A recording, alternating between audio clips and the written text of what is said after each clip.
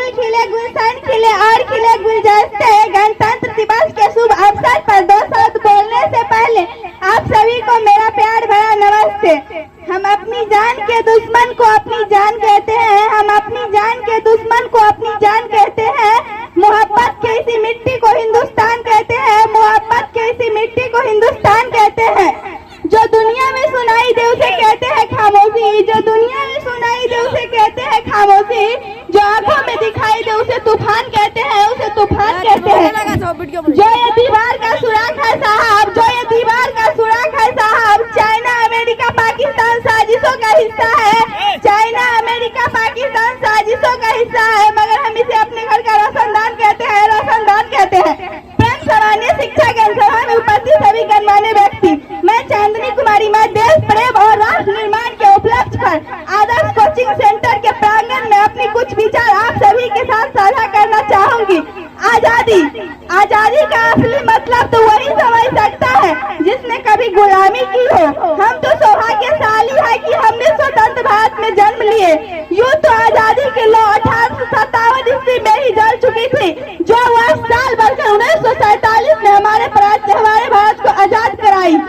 हम प्राचीन, मध्यकालीन और वर्तमान भारत के उदाहरणों से मैं स्पष्ट करना चाहूंगी कि जब हम फिरंगियों के फेरों में फंस गए थे तो रंग दे बसंती चोला के एक आवाज पे टोलों के टोलों उमड़ आते थे और वंदे मातरम के नारों से खून में आने वाला 5-5 डिग्री का तूफान अंग्रेजी शासकों के जड़ों में तूफान ला देता था। लोग मर जाते थे, मिट जाते थे, फांसी चढ़ जाते थे, तो वो भी अपना देशभक्ति साबित कर रहा होता था, क्योंकि ये उस दौर की देशभक्ति की कसौटी थी। 62, 65 और 71 की युद्धों में अपना सुहाग गवा देने वाली औरत जब घर की हालात ये हो जाया करते थे कि प्यार भी भर फूट गया, प्यार भी भर फूट गया, मांग की सिंदूर गई, मांग की सिंदूर गई, नन्हे नौनिहालों की लंगोटियां गई, नन्हे नौनिहालों की लंगोटियां गई, छोटी छोटी बेटियों की चोटियां गई, बाप की कमाई गई, भाई की पढ़ाई गई, ऐसा विस्फोट हुआ पता ही चला नहीं, पूरे जिस्म की कई बोटियां चली गई, कई बोटियां चली गई।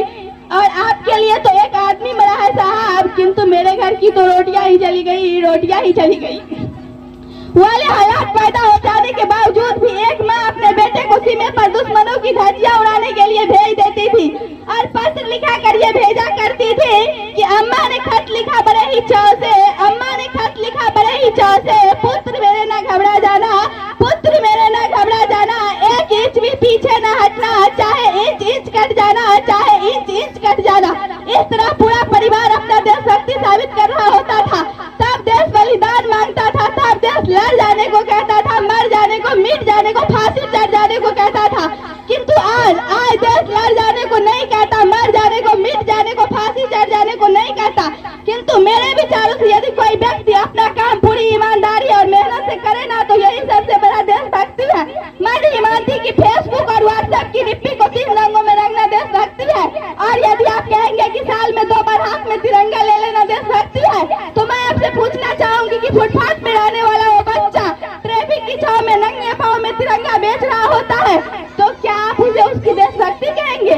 ये उसकी देशभक्ति नहीं, ये उसकी पेट की भूख की शक्ति है जो उसे ऐसा करने पर मजबूर करती है। क्योंकि न मस्जिद को जानते हैं, न शिवालों को जानते हैं, न मस्जिद को जानते हैं, न शिवालों को जानते हैं। जो पेट के भूखे होते हैं ना, वो सिर्फ भोजन के निवालों को जानते हैं, भोजन के निवालों को जानते हैं। अपने परिवार, अपने समाज, अपने राष्ट्र के लिए समर्पण का भाव है देशभक्ति। और हर देशद्रोही के जीवन में आने वाला हर तेज तूफान है हमारी सच्ची देशभक्ति, ताकि हर देशद्रोही ये समझ सके कि अगर तू परिंदा है तो ये आसमान तेरा है, अगर तू परिंदा है तो ये आसमान तेरा है, अगर तू दरिंदा है तो ये संसार तेरा है, अगर तू दरिंदा है तो ये संसार तेरा है। भाईचारा से रहना है तो रह इस जमीन पर, भाईचारा से रहना है तो रह इस जमीन पर, वरना ये कब्र भी तेरी और यही कब्रिस्तान तेरी है, कब्रिस्तान तेरी है। लेकिन एक देशद्रोही से ज्यादा देशभक्ति तब आज होती है जब एक बेटा अपने बूढ़े माँ बाप को वृद्ध आश्रम के चौखट पर छोड़ आते हैं।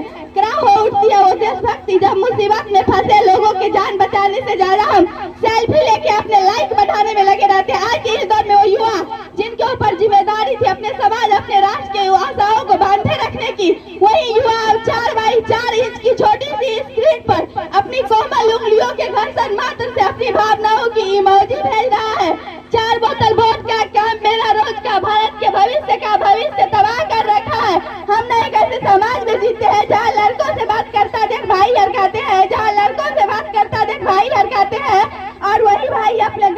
एक्सीडेंट के किस्से पूरे घर में हंस के सुनाते हैं। और मैं बता दूं, महिला सुरक्षा के मामले में हमारे भी चौथे नंबर पर आते हैं।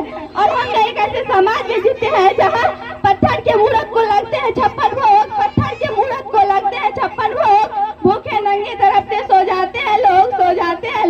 मजदूर को मजदूर समझ के मजबूर नहीं, गरीब को काम दीजिए, दान नहीं। और यदि दान देने का इच्छुक है तो जीते जी रक्त दान दीजिए और मरने के बाद अंग दान देकर किसी मरते हुए को जीवन दान दीजिए। यही सच्ची देशभक्ति और सच्चा राष्ट्र प्रेम है।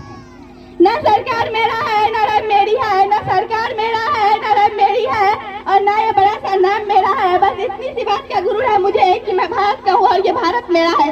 भारत एक सोया हुआ शेर है, इस बात से दुश्मन अनजान है। भारत एक सोया हुआ शेर है, इस बात से दुश्मन अनजान है। हम कमजोरों पर वार नहीं करते, ये कहता हमारा ईमान है, ये कहता ईमान है, हमारा ईमान है। हम चाहेंगे तो एक दिन में इस दुनिया से अपने दुश्मनों को दफा कर देंगे। हम चाहेंगे तो एक दिन में इस दुनिया से अपने दुश्मनों को दफा कर देंगे। लेकिन हम बार बार माफ करते हैं क्योंकि मेरा भारत महान है, क्योंकि मेरा भारत महान है। अंत में मैं बस इतना कहना चाहूंगी कि मेरा भारत महान था, महान है और महान रहेगा। जय हिंद, जय भारत।